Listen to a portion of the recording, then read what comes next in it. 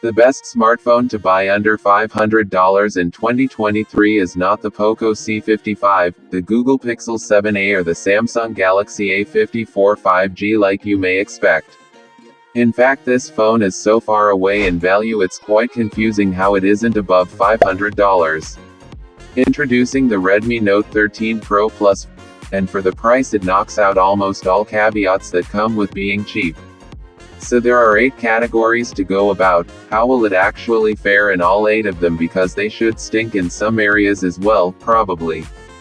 First is the unboxing. And I can say that as Xiaomi is, it is very nice that you can still get a complete box today rather than what Samsung and Apple are doing.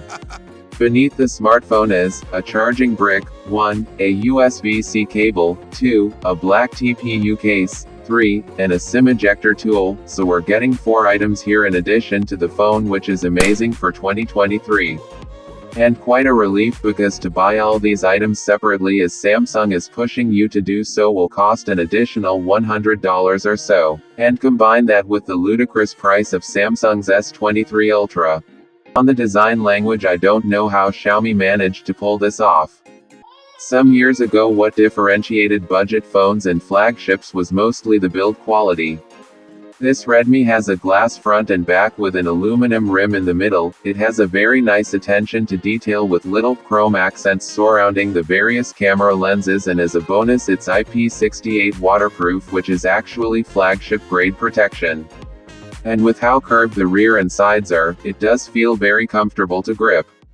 The display would be another area which I appreciate, because looking away from the fact that it's not LTPO, it's a 120Hz 1800 nit Full HD panel with Gorilla Glass Victus protection and barely any signs of bezels, which is very surprising. I can probably name a lot of phones which are double, even triple the price but still have intrusive bezels. And the screen is so bright and punchy it can actually be compared to smartphones in the $1,000 category. Please take a moment to click like and smash that subscribe button. I will really appreciate it. So the software is another area which is very amazing. Xiaomi's MIUI has a rich history of solving problems, and I can say that it passes it on to the software support.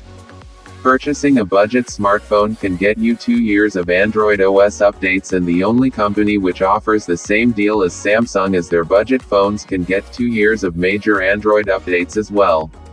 And over time MIUI has started getting less bloaty, and overall it's more user-friendly and tactile. So the Redmi does extend its value proposition here as well. And the power experience is very impressive, due to the fact that this $350 budget phone is powered by the MediaTek Dimensity 7200 Plus, backed by up to 512GB of UFS 3.1 storage and 16GB of RAM. And even though the 7200 Plus isn't a flagship chip, it is still high enough because it's made to power mid-range phones of about $600 to $700.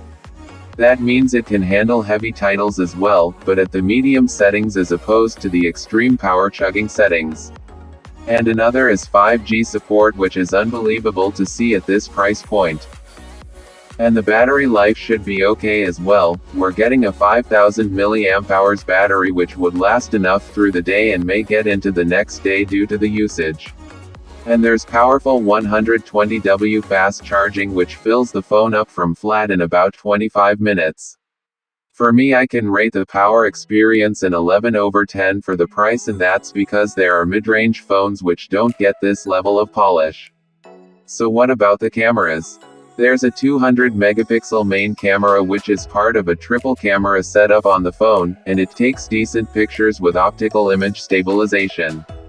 However, because of a lack of stabilization during taking video, if not held well, the end result can just become rubbish.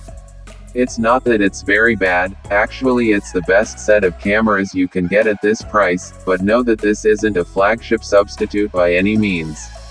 So that's all you need to know about the Redmi Note 13 Pro Plus, which is the best smartphone under $500 in 2023.